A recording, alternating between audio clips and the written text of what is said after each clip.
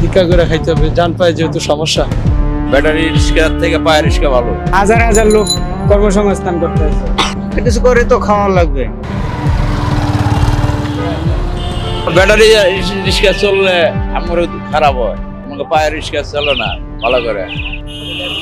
Auto rickshaw না চলো, এটা না চালাইলে আমরা কি করে খাবো ভাই? আমার ডান পায়ের সমস্যা, কোনো কাজকর্ম করতে পারতেছি না, এই জন্য এই গাড়িটা চালায় খাইতেছি। ফ্যামিলি আছে, বাচ্চা আছে, ওদিকে নিয়ে বাবা মা নিয়ে এইটা চালায় খাইতেছি টুকটাক করে। হাজার হাজার লোক কর্মসংস্থান করতে আছে, মানে পেট চলতেছে, সংসার চলতেছে, তারা নিজেরা পরিবার সহ চালাইতেছে।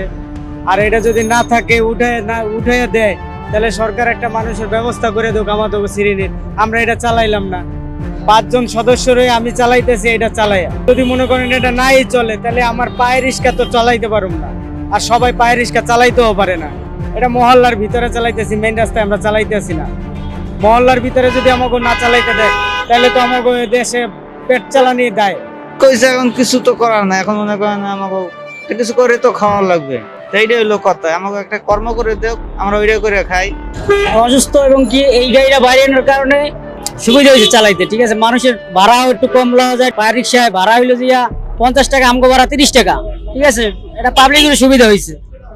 এখন যদি এই গাড়ি উঠাই দেয়, তাহলে কেমন হইবে? এই গাড়ি একটা সুযোগ করে দেখ সরকার, যাতে এটা চলা যায় রোডে।